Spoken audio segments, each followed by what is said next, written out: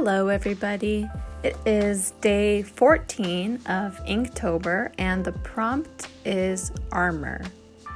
I must have drawn 5 or 6 different sketches attempting this prompt in the past few weeks, none of which I was satisfied with. But the whole time I had a very clear vision for the prompt because ever since I can remember, my parents have had a painting of a beautiful woman in a flowing dress with long hair and a piece of armor over her shoulder and arm. The painting is larger than life, about 4 feet tall, and has beautiful gold leaf around the edges and on the cross behind the woman's head. Now that I'm older, I know that this painting was a limited edition print of The Good Fight by Manuel Nunez, and that the gold leaf is an artistic signature of his. Hand-applied 23-karat gold. Of his work, Nunez said, "My images are of strong women, beautiful but not exploited, women who are sensual and virtuous, wrestling with the underlying conflict of what life is versus what it should be." For me personally, the painting always represented kind of this balance, this dichotomy of feminine beauty and feminine strength. The long flowing dress in contrast with an impenetrable armor. I knew I wanted to honor Nunez for this prompt. And once I drew the pose, I knew her hand was going to be holding something. At first I thought maybe a sword, but ultimately I chose a bouquet of flowers to enhance the sense of femininity that would contrast with the sleeve of armor. I really enjoyed working on this drawing because I was able to honor another artist's work, somebody that had such a profound effect on me that I didn't even realize when I was growing up.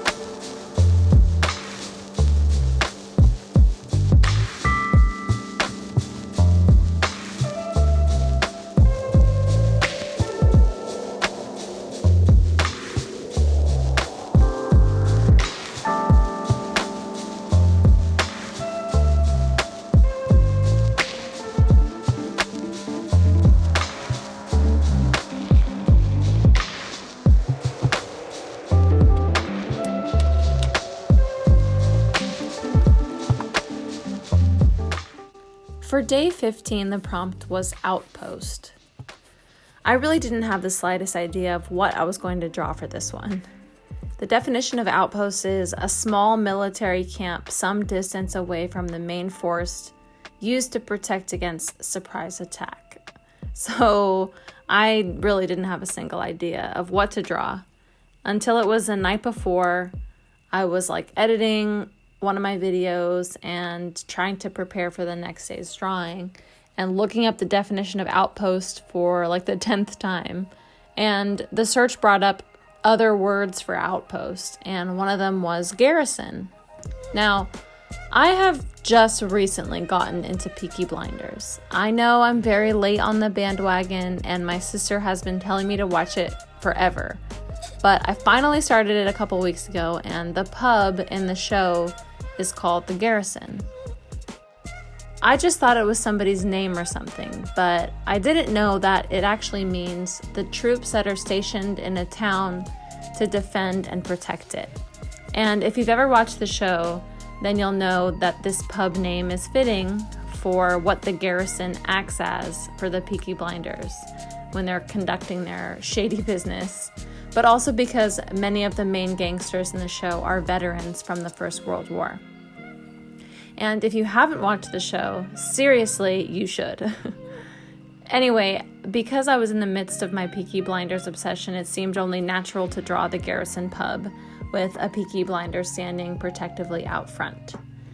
This is my first time drawing anything resembling architecture, and even though it's pretty simple, I feel like I went a little bit out of my comfort zone and learned a thing or two, and I was pretty happy with how it turned out.